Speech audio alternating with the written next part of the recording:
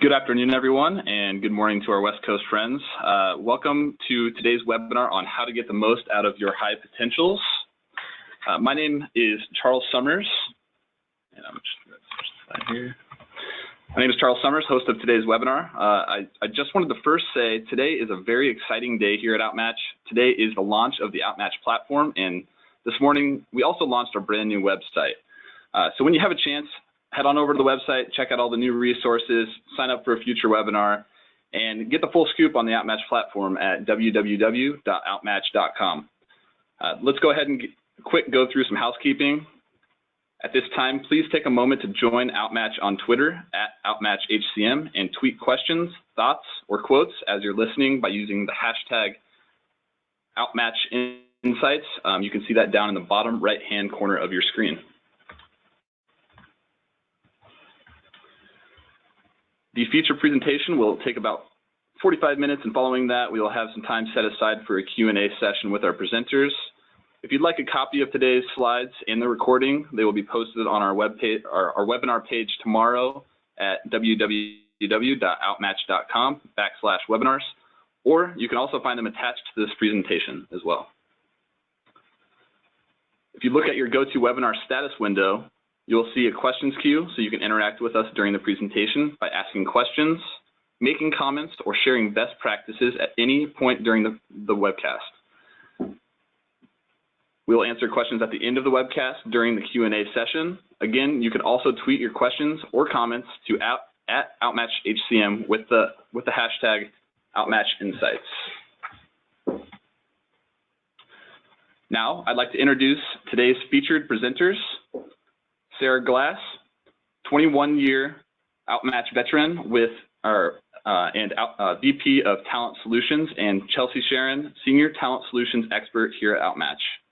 Both Chelsea and Sarah have their masters in IO psychology and have a breadth of experience helping organizations improve hiring, development, succession planning across multiple industries such as restaurant, oil and gas, and retail. At this time, I'd like to hand things off. Sarah and Chelsea, take it away. All right, thank you so much, Charles. Appreciate it. Chelsea speaking, and Sarah and I are really looking forward to talking with you all today about how you can get the most out of your high potentials. We hope to get you thinking about what is your approach to high potentials? How do you currently set them up for success? Our goal is that you walk away from this webinar with a better understanding of the challenges that high potentials experience and a new experience on how manager support and targeted development can help maximize your high potential growth. So let's kick off today's webinar with a quick poll. You can go vote in the GoToMeeting polling feature, which should show up on the left-hand side of your screen in just a moment here. Let us know, how long do you think average performers typically stay within a company? 1 year, 2 years, 5 years, or 10 years? I'll give everyone a minute to submit their answers. And don't worry, there's no repercussions for a wrong answer. We promise. We won't call you out.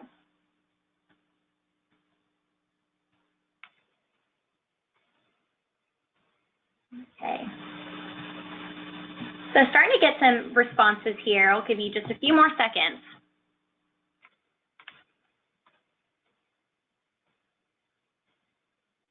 Okay, Charles, what do we got? We'll go ahead and close it right now. Perfect. I am going to leave you hanging for just a moment before I give you the answer.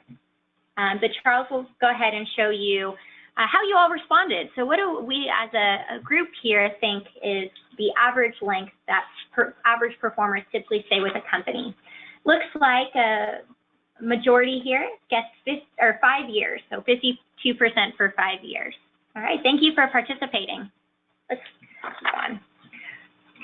Okay, so you've taken a moment to consider attrition within your average performers, who are those employees who consistently hit the targets but don't necessarily exceed expectations. Let's tweak the question just a bit and think instead about your high potentials, who are those employees who have displayed initiative, aspiration, and capability to grow their careers to the next level and beyond.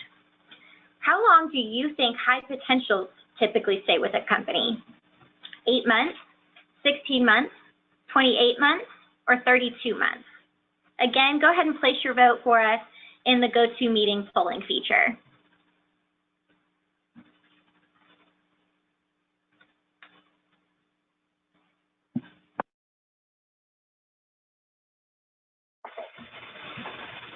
All right, we're getting a lot of votes in here, so we'll give you just a few more seconds before we close out this poll.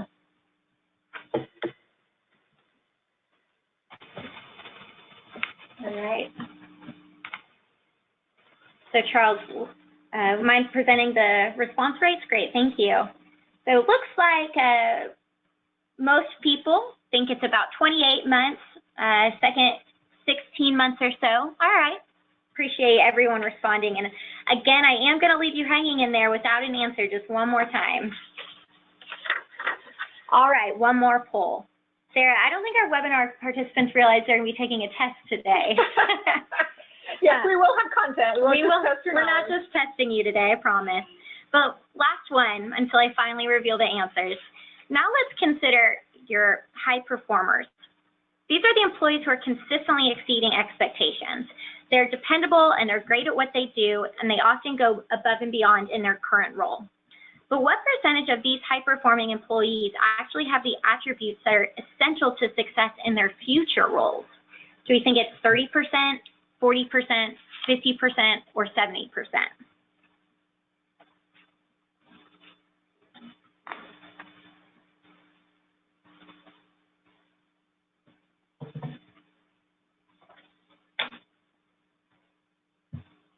Okay, Charles, you want to show us how the people have voted? Let's see. Okay, looks like most people are leaning towards 50%. So Sarah, drum roll, please. All right. See the final Let's see result. the final result. Move on to that next slide for me, Charles. Thanks. All right, with bated breath, let's actually look at the facts now. We did promise some content here. So people don't stay with one company for their whole careers. We know that. But in fact, nowadays, your average employee will only stay with a company for about 5 years. The fact is even more grim when you look at high potential employees who will stay with a company on average for only 28 months or just over 2 years. So y'all are pretty good guessers, very knowledgeable. Yeah, those two right for sure. Looks like we have a good group attending today. So it's really no wonder that 84% of top HR executives report that they have lost a top manager or expert without having a successor. And even when you might have a high performer ready and identified as a potential successor, he or she may not actually be ready for success in that next role. In fact, only 30% of high performers have what it takes to perform at that next role. So what this means from a broader perspective is that managers only have a small amount of time to engage high potential employees enough to retain them. And furthermore, organizations have to step up their game in terms of high potential development in order to ensure effective leadership transitions. So it's really no surprise that leadership transitions are often rocky terrain for organizations. It's estimated that at least 40% of high potential promotions actually end up failing. These are supposed to be your superstar employees, the ones who have high engagement, high initiative, and high capability. So why aren't they succeeding with flying colors? Some reasons might be that they never learned how to manage the transition process. That increase in responsibility, the shift in what attributes should be leveraged to succeed, requires change management that can be tricky. In other cases, organizations might have mistaken high performers for high potentials. The two aren't mutually exclusive.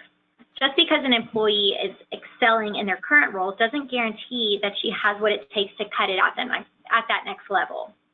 I often like to use the analogy of an awesome technical computer engineer, someone who has all the technical and functional expertise to really rock it as an individual contributor. But often this personality type might not be comfortable working, or this personality type that is comfortable working behind their computer alone, being held responsible for their own priorities, might not be responsible enough when they're promoted into that managerial role where they have to present and delegate and inspire and develop others and give feedback. All those things that are required for that next role might not be what's in that employee's wheelhouse. In this case, the high performer is not a high potential. But another reason transitions may fail is lack of support for big stretch assignments. While it's really great that we really push our high potential employees by giving them opportunities to grow, keep in mind that developing high potential needs support in order to succeed on those big stretch assignments.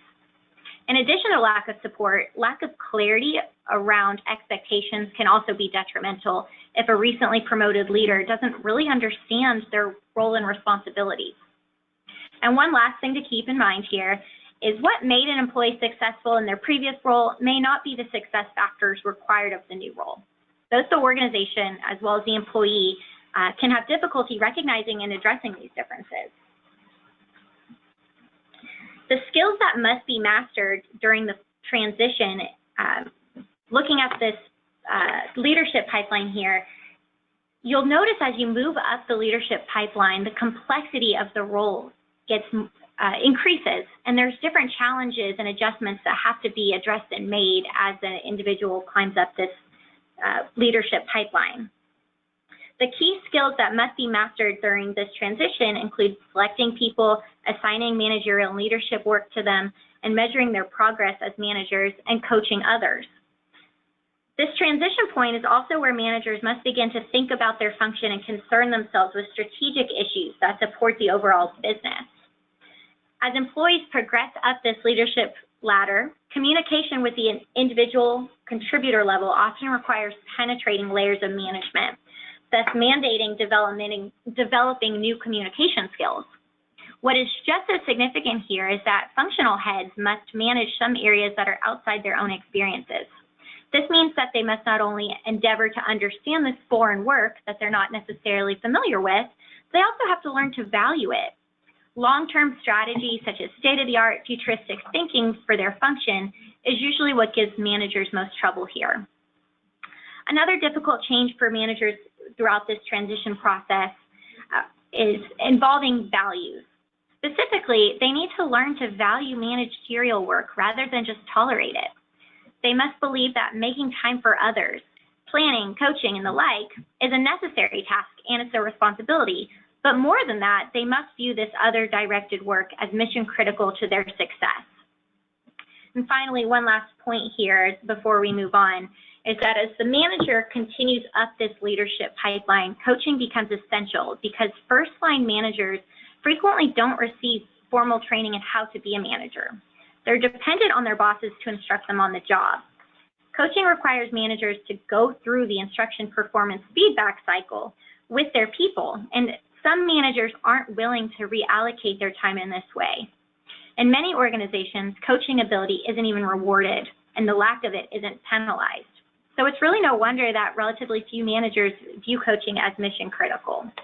So really, the key takeaway, I love this slide, is that as you progress up, the scope of complexity of the work gets more difficult, but you have to stop thinking as an individual and think as a group. And one of the things that we found is that, typically organizations and the clients that we work with don't prepare people for those transitions. And so there might be leadership training, or there might be training on how to coach, but not how to actually manage those transitions, what to let go of, what to value, and that becomes kind of that sticking point. Usually people can make it from individual contributor to manager, but that leap from manager to manager of managers or leader of leaders becomes much more difficult, and that's where you see a lot of the 40% failure that happens. Absolutely, yeah. Okay. So despite the focus on high potentials and the importance of effectively managing them, why do organizations struggle to do it well? And as Sarah just pointed out, a lot of that is failing to train these managers on that transition as they move up the leadership pipeline. But let me suggest two additional reasons. One I would like to focus on here is discomfort with differentiation.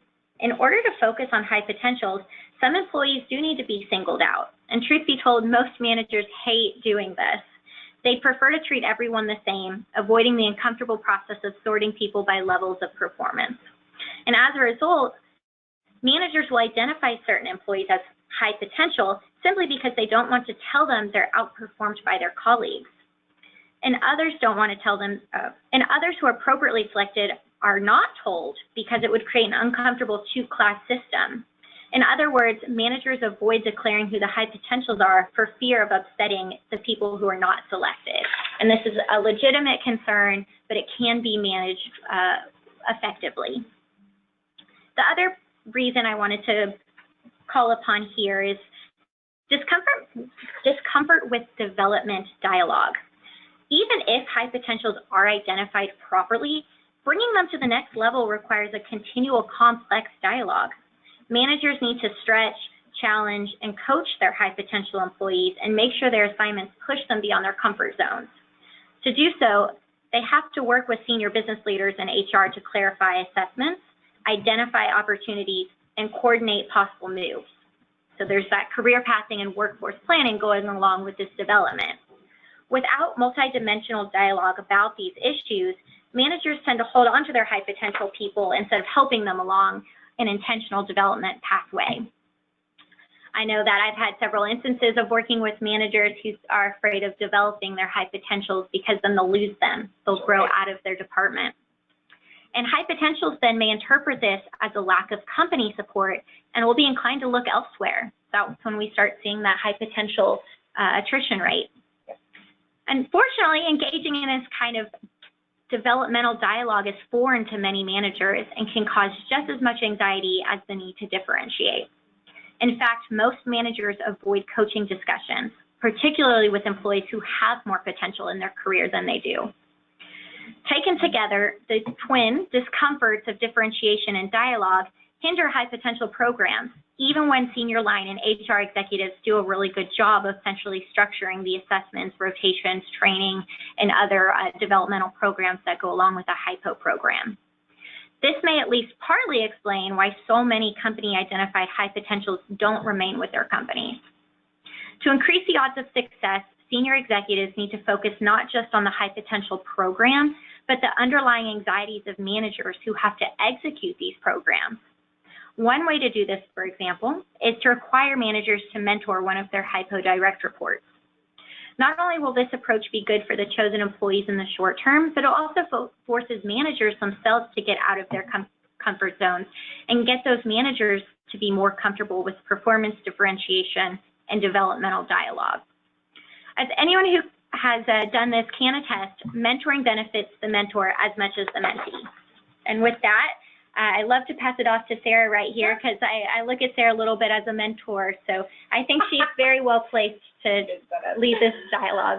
And so I want to kind of build off of what Chelsea's talked about, because as she mentioned, I think as organizations get more sophisticated in how they actually identify and measure high potentials, you know, when we go into organizations, we spend a lot of time helping them really define what success looks like at each of those different levels. How do you actually measure how people are going to perform at that next level? But where we've seen that model fail is when we don't have the managers involved in that process and when they're not capable or engaged in helping develop that high potential. And there's some keys to it. There's some tricks to it that are a little bit different than just leading or coaching their average workforce. But really, how do you treat high potentials differently in a way that's going to help them grow? And so one of the things that we've seen is really kind of you know, really getting it down to three core things. So coach, and that's pretty generic. So we'll talk a little bit more about what that means in this context. Challenge. So how do you set managers up to effectively challenge, which again is a little bit, sounds a little bit easier than it is in practice. And finally, connect. And you know, connect is last, but it actually should be first in the sense that that's kind of the foundation for that manager high potential relationship. So let's talk a little bit about the coaching component, because I think this, again, it's really important in the context of high potentials. And so in order to really enhance the growth of high potentials, there are some keys from an effective coaching standpoint. And again, some of these are general, and we'll get into specifically what this looks like. But one of the purposes is to develop the capabilities of high potential. So as Chelsea mentioned in our poll, about 30% of high performers actually have what it takes to be successful at that next level. So how then do you help to develop the capabilities of those high potentials in their current role before putting them into a situation where they're likely to fail. And that's, again, all the leadership programs in the world are not going to tackle this unless you have managers who can really focus in. The other thing from a coaching standpoint of the manager is to be able to facilitate that effective transition.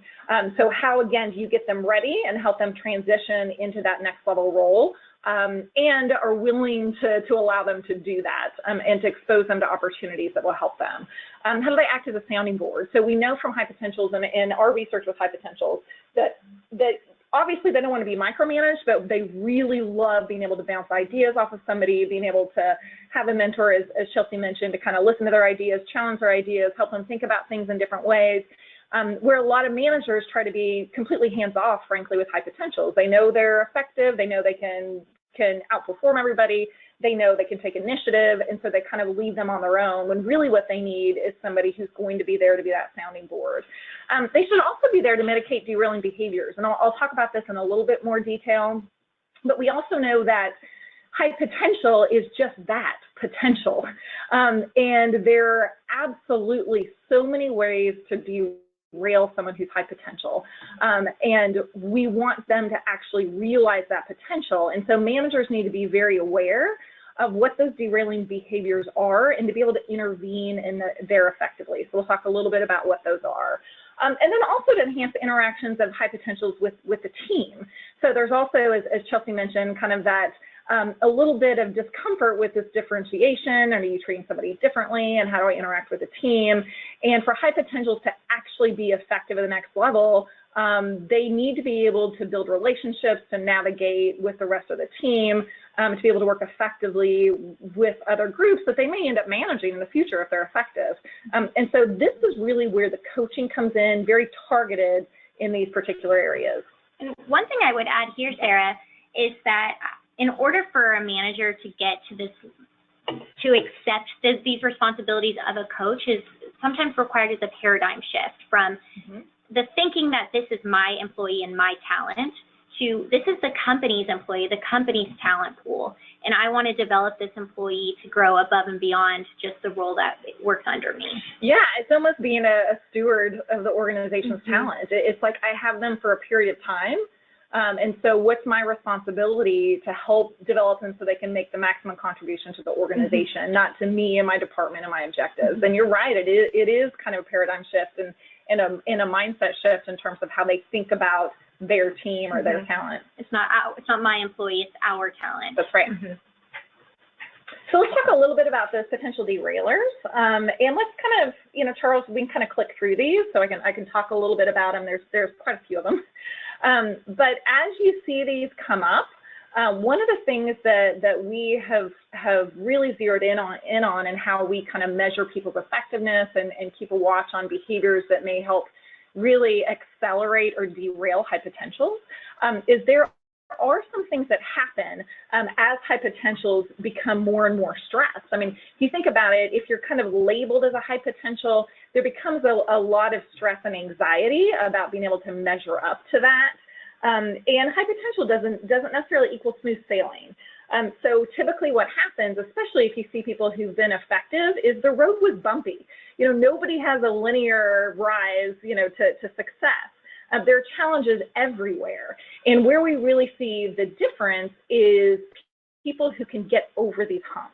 And so we spent a lot of time in a lot of our leadership sessions talking about the book by Matthew Syed, Black Box Thinking, which is really around how you actually get the most out of your failures. How do you actually recognize when things are going south, and how do you get the most out of those, and how do you actually apply them to how successful you are in the future?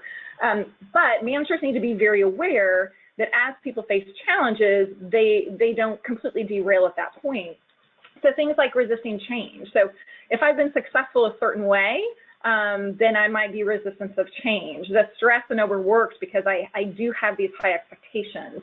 Blaming others for failures because I don't want to look bad because I know the expectations of me are so high. Taking all the work on themselves because that's what's made them successful, is they have been independent and have taken initiative. Not trusting the team because, again, it's been all about them and their success and their dedication to their work. Are they spending time, being productive rather than thinking strategically? Are they not really focusing in on important knowledge of other functional areas? And this is really kind of to Chelsea's point, where a manager has a big role of helping them think more broadly, rather than just what do they need to know about their particular function. They don't look for opportunities to connect with others above them. That's a huge derailing behavior for a high potential, and it lacks visibility across the organization. And so this, again, is where managers can really make a difference in that high potential's growth. So let's go ahead and do a poll. I'm only gonna do one of these. Like Chelsea may do three. So given what we've talked about so far about those coaching behaviors with managers, how much confidence do you have that your managers can help mitigate these derailing behaviors? So think about your organization and the managers in your different departments, and how confident are you that they can actually mitigate those derailing behaviors? Can they do those things effectively? And that first one, you're not confident at all, and you're not confident. That one's very, very strong language. I like slightly not confident.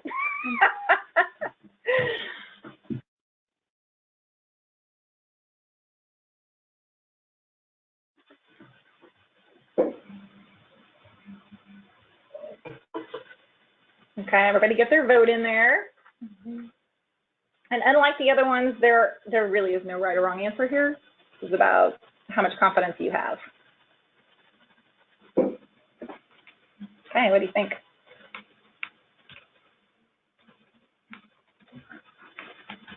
Okay.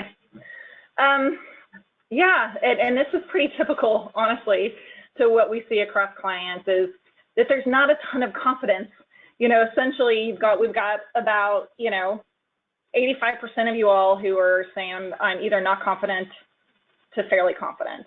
And about 6% are extremely confident, which is awesome. Yeah, I was just going to call that out. 6% is a great number. Yeah. Keep doing what you're doing. Exactly.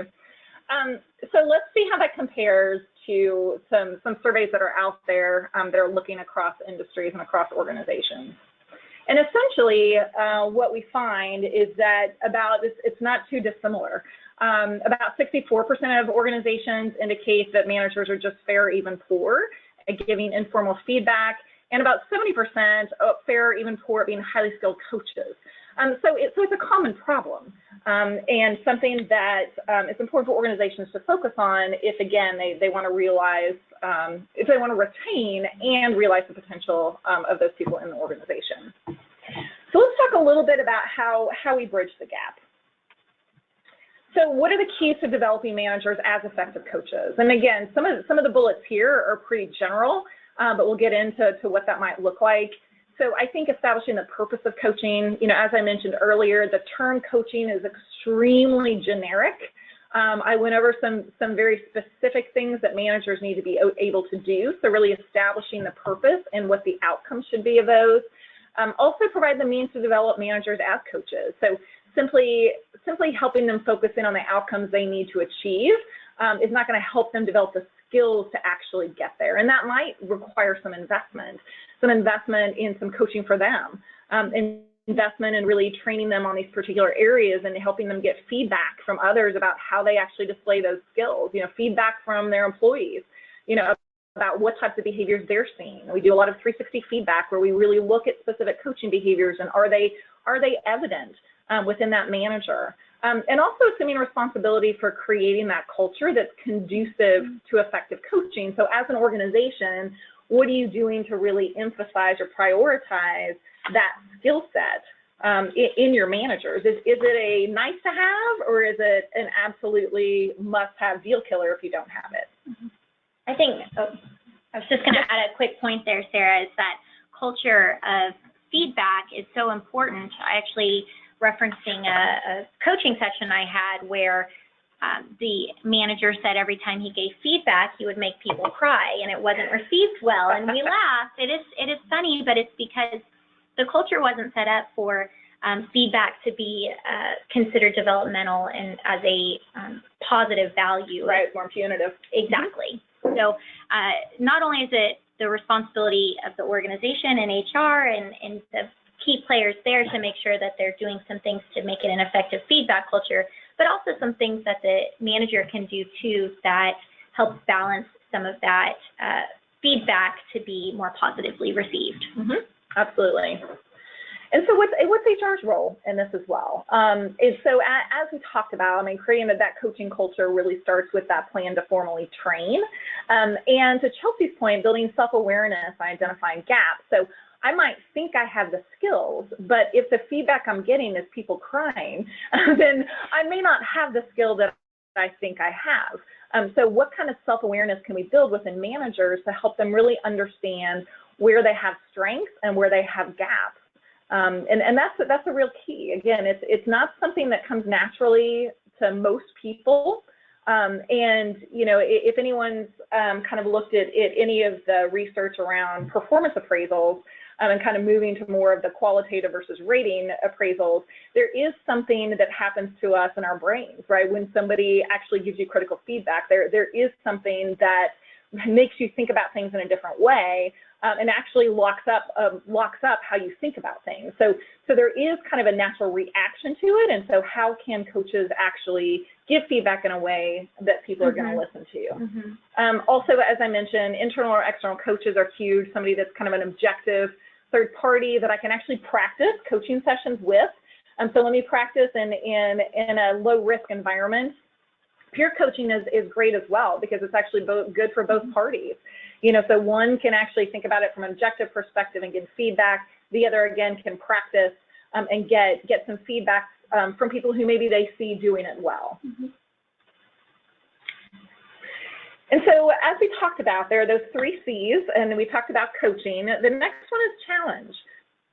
And in this case, in order for managers to really help develop and grow high potentials, they have to genuinely invest in their growth and development and be intentional about identifying experiences. And so, you know, as Chelsea was talking earlier about some of the challenges that managers have, you know, one of them is kind of a difference in what they value or what objective they're trying to achieve. So a manager is really looking at their department or their function and what kind of objectives they want to achieve, and how does that high potential or high performer contribute to those objectives. You know, where from if you really want to generally grow and invest in their growth and development, you do have to look at what kind of activities, what kind of experiences, what kind of challenges are going to actually help them grow as a leader and as a person. And those can be a little bit different. And so, again, it helps to really help them think in these ways. And so the other piece is we know that when managers actually rate their current employees in terms of which ones they think are high potential, they get it wrong 70% of the time. So the people they actually say are high potential, typically, as we saw before, 40% of those promotions fail. And so managers just identifying high potentials is not a great way to actually identify whether or not that person's going to be ready for the next level. And so some of the common challenges is helping a manager actually distinguish the difference between potential versus performance versus readiness. So again, just because someone's high potential doesn't necessarily mean that they're absolutely ready for that position. And part of it is measurement. It's hard to actually evaluate somebody on a job they haven't yet performed. We're trying to predict the future in that way. Are they ready? And so one of the things that we really focus on is helping organizations to identify readiness before you actually put people into that role. Go ahead. Yeah, thanks. And so right now, we're actually working with a large transportation company who's going through the process of talent reviews, identifying high potentials. And so they're really looking for how do we mitigate our risk in that way. I mean, probably most of you have programs where you've got your 9-box, you're looking at your high potentials and your high performers, and really identifying them as ready for succession, when essentially, again, high performance, high potential tells you nothing about readiness. And so, and again, for managers identifying people, it's not their fault that they're getting it wrong, because we are asking them to try to project out to a future state. And so one of the things, one of the ways that you can really look at readiness is to put people in real life situations. And so, you know, we use something called an outmatched leadership simulation. You can use any type of leadership simulation, but anything that puts that person in a day in the life that's in that job above them. So in a stretch job, so something that's future oriented where they're having to actually behave in ways that align with that future position, is a great way to let them not only kind of test or trial those situations, but to be able to get a read on how effective they are before you put them in those roles. And for some people, they'll nail it, right? They'll absolutely be ready for that. Other people, there are going to be some areas where they really have to stretch and grow. And so it's almost like a flight simulator. You know, you wouldn't put somebody who's gone to flight school, you know, into a plane the first time, you know, to fly around a bunch of passengers. You want them in that flight simulator. You want to throw them all sorts of challenges that they're going to have to face, and then give them coaching and guidance on how to react to that. So it's a much similar kind of process. And so it's a great way to fast track high potentials, to make smarter succession decisions, and to also get an idea of how quickly people are going to be ready. Mm-hmm. And actually, I've seen this apply to going above and beyond even a simulation and having people rotate into that next level for a period of time when the incumbent at that next level is actually out on leave or on vacation. So you can have your high potential go and try out the role for a week or two and learn what they need to work on while that incumbent's away. Yeah, absolutely. So as I mentioned, we talked a little bit about this. You know, somebody could be hardwired, show inclinations or tendencies. They could have past experiences that are really important. They could perform effectively in their current role, but still not be successful in that next level. So it's a low risk environment to be able to demonstrate that behavior. Mm-hmm. And so what that does is help you really evaluate people for different levels. So if I'm in a mid-level leader role, then being able to simulate the environment of a senior executive where I'm having to set vision and strategy really kind of puts me in that stretch area, and really identifies kind of where I need to develop and grow in order to be effective. And as part of that, you can start to really hone in your 9-box. You can look at performance, and in this case, it's performance in that next level role. So how did they perform whenever they were in that simulated environment? What do we consider their potential in terms of how they're hardwired, and what might be the developmental needs for not only them, but for the group? You know, there might be a number of high potentials that go through, and you'll see, you know, are there people who we really need to focus in on developing them on innovation, which is very difficult to develop. Something like focusing on customers is easier to develop. So you can start to really hone in on what are the programs across the board that will help, and then what are the specific programs for individuals. And then even individuals can really start looking at a SWOT analysis. So what kind of strengths do they bring for that next level role? What kind of opportunities? Are there weaknesses? Are there threats, those potential derailers that are going to get in the way? And then also, is there information they can gain from certain situations that's going to help them? So in this case, I won't go into too much detail. The one on the left is one particular part of the simulation, a certain challenge or experience, and 2 is a different one. And so I may react really well in coaching behaviors when I'm talking to a direct report, but I may fail miserably when I'm talking to a peer. And so being able to even contextually see where they need to grow and develop, and then providing them with very specific developmental suggestions to help them in those areas. And that way you can start to give people a path of you know, it's going to take you about 6 months or 12 months, or you're ready now in these particular areas. And then the next part is what kind of critical learning experiences should they have? And this is where managers can really step up and help. Because also we need to differentiate what kind of learning experiences there are. So in this kind of representation, there are different types of experiences that you can engage in. There are exposure assignments, which are typically short types of assignments where maybe I'm getting exposure to a different department or a different function, or a different initiative or project. And so it's exposing me to certain things, but it's certainly not an in-depth skill building type of assignment. You know, wisdom assignments, are there things that I'm learning? Are there kind of nuggets that I'm taking from a particular assignment that I'm learning. Maybe I'm working with the front line and gaining some wisdom in terms of how to really understand their world. And then there are competency assignments where that's real skill building. I mean, that's deep.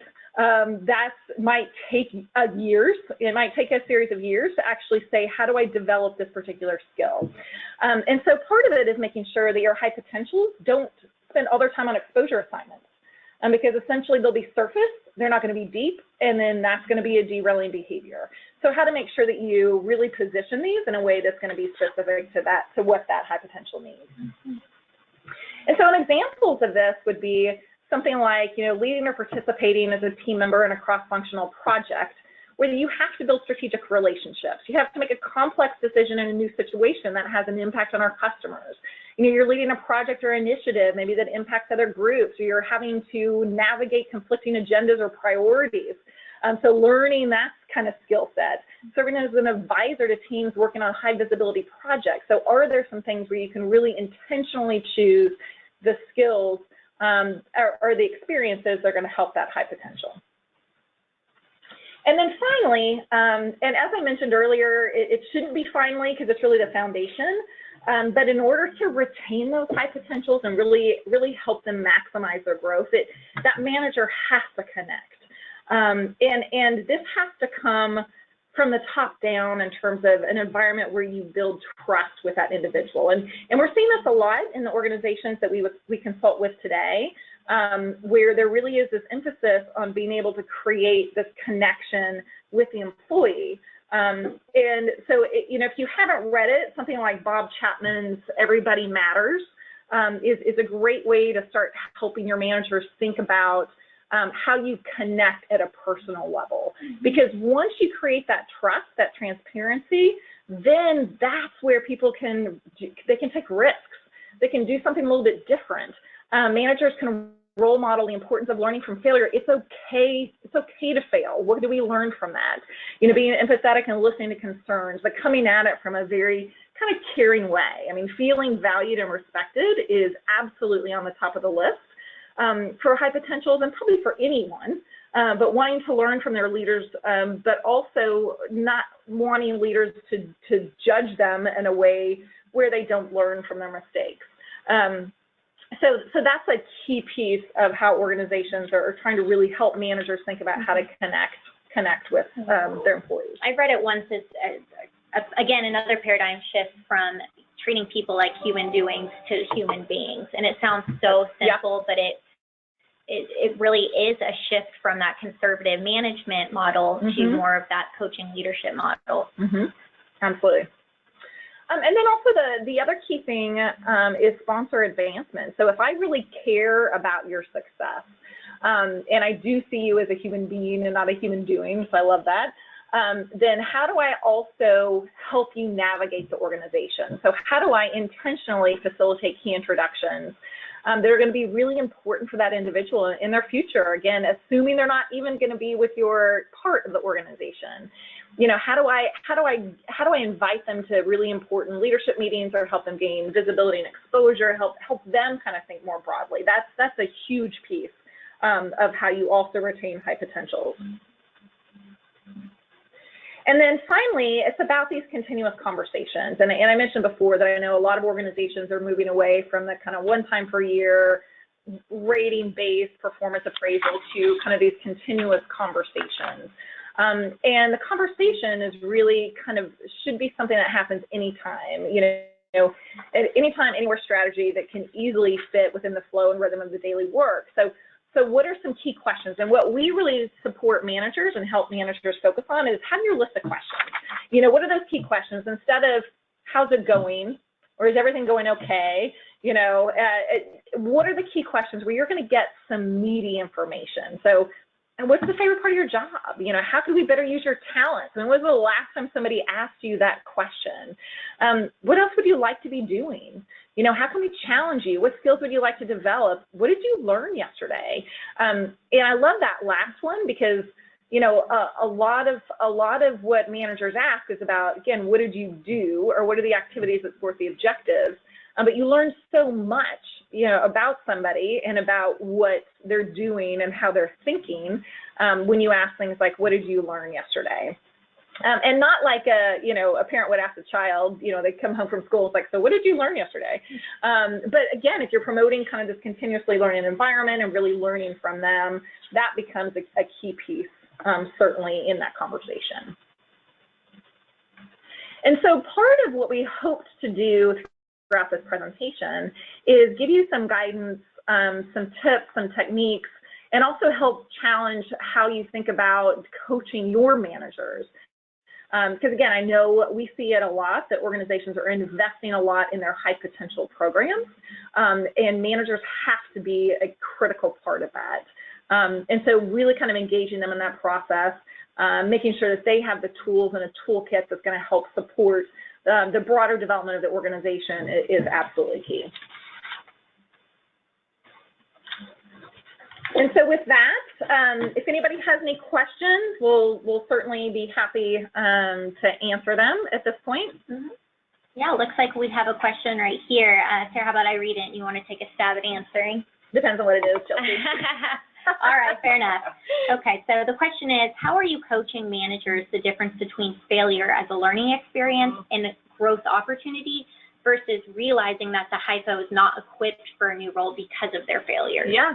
Yeah, and I think that absolutely is a great question, because whenever we do a lot of sessions specifically for high potentials, where we talk about failure, and a lot of times we'll talk about it in the sense of, okay, first of all, how big is it, and what kind of impact does it have on that current role, but also what does that mean in terms of the self-reflection of that high potential, to be able to say, yeah, maybe this isn't the path for me. Mm-hmm. And so we give a lot of examples in some of our sessions about people who absolutely, they've been fired.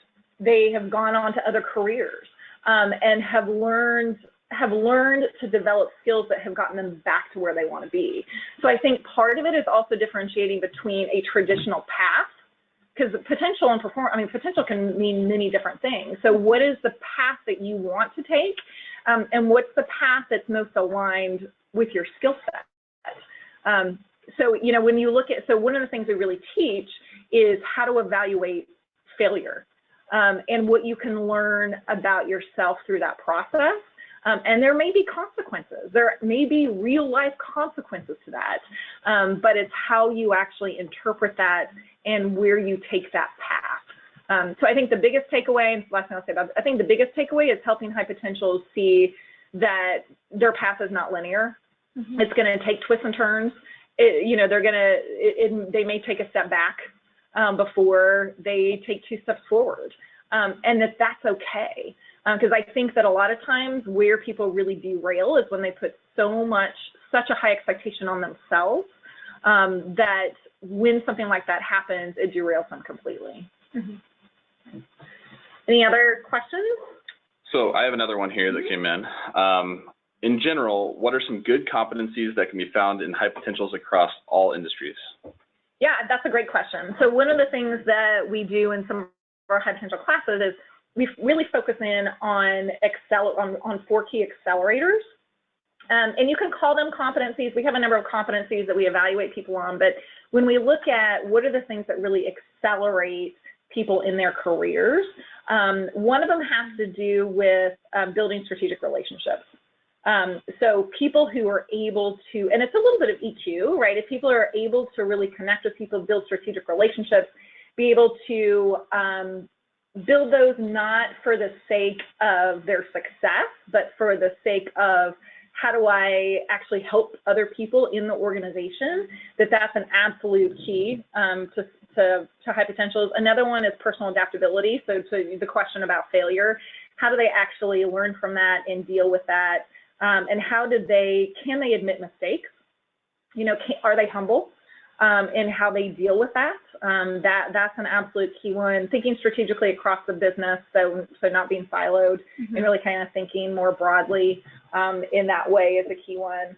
And then influence mm-hmm. is absolutely a key one. So this is less of an attribute and more of a desire here, but one thing that goes often overlooked, which is seems kind of one of those, well, duh, of course you'd ask this, is desire or aspiration. So I've worked with hypo programs in the past where they never actually spoke with the high potential participants in the programs, and turns out once they did actually illuminate this information to those high potentials themselves, turned out a lot of them didn't want to be promoted up. They didn't want to take on any more responsibility. So it seems like such an obvious thing to take into consideration, but before you invest all this time and resources, make sure that the people who you're relying on to be your next VP actually want to get there. Yep, absolutely. We have another question here. How does diversity play into a high potential program without making people feel it is a token that the person doesn't really belong? Yeah, I think that's a great question too. So I think part of it is what you do how you lay the groundwork before that. So if you're doing a really good job organizationally, recruiting from diverse sources, really kind of looking at departments and saying where can we really focus in on retention? Where can we source, people that maybe have a diverse background, even from an idea perspective, and ethnicity, gender. And so if you start to really focus there, and then really focus on development as well, then part of what happens is your high potential program is probably going to be pretty representative of how you're actually hiring internally. And so where I've seen it work well is when it's not just focused on high potentials, where you don't just think about diversity when you think about who you're selecting for high potentials.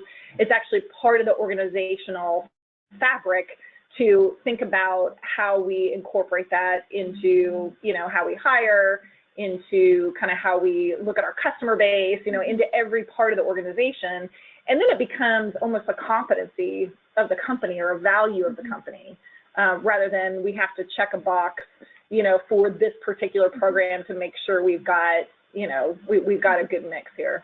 I think there is value in educating leaders and key stakeholders within an organization about hiring people who are different than you instead of hiring people who are just like you, and what that means in practice. So I know if you look at like the Strengths Finder, leading the leading through strengths, that philosophy is, once I've identified my strengths and my weaknesses, it actually behooves me to hire people who are different than me because they fill in for my weaknesses with their strengths. So to what Sarah said, it's what do we mean by diversity, and then how does that diversity help not only the organization, but helps me and my team as well? Yeah. Okay. Great questions. Yeah, these are great questions. So I think that wraps it up for the questions. There was 3, so I don't see any more on here. So that brings us to the end of today's webinar. So I just wanted to quick mention, on August 30th, we have our new podcast premiere. It's going to be a live stream, so that'll replace our webinar for next month with that podcast with our CMO here, Jason Ferrara, and Logan's Roadhouse Chief People Officer, Bill Streitberger. So they're going to be talking about a number of different things. Go on to our webinar page to register at outmatch.com/webinars. If you have any more questions about today's webinars or upcoming webinars, please contact us at info@outmatch.com and continue the conversation from today at OutmatchHCM, #OutmatchInsights.